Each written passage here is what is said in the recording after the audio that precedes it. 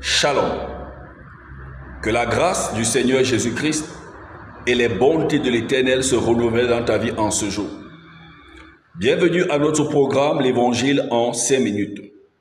Nous voudrons aujourd'hui parler sur le thème que nous avons intitulé Les péchés et la repentance. Et nous voulons faire la différence d'entrée sur le péché et les péchés. Le péché, nous l'avons dit, lorsqu'on parle du péché, il s'agit de la nature pécheresse, encore appelé le péché originel, le péché hérité ou tout simplement le péché. Mais il est différent des péchés. Les péchés dont l'apôtre Jean, dans son épître, va dire, bien-aimés, je vous ai écrit afin que vous ne péchiez pas.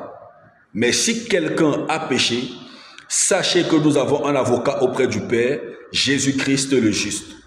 Ce sont de ces péchés que je voudrais parler en ce jour. Et tel que nous l'avons dit d'entrée, les péchés et la repentance sont étroitement liés. Parce que ce n'est pas le processus ou alors ce n'est pas la repentance que le but qui a été manqué en amont au travers des péchés, nous pouvons nous rattraper pour finalement l'atteindre.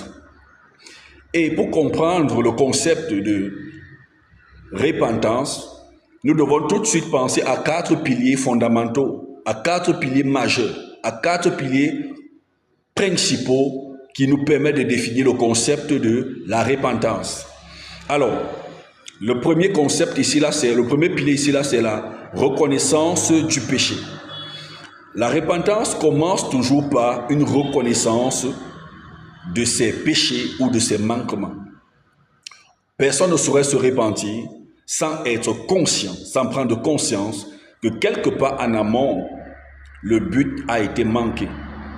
C'est pourquoi, par exemple, dans Actes des Apôtres au chapitre 2, lorsque l'apôtre Pierre est en train de prêcher l'évangile à des Juifs, les convaincant que Jésus-Christ est le Messie qui devait venir, auquel les Juifs n'ont pas cru et ils l'ont plutôt fait assassiner. La Bible nous fait comprendre, dans Actes chapitre 2, le verset 37, que pendant que Pierre était en train de prêcher Christ, les Juifs ont eu le cœur vivement touché.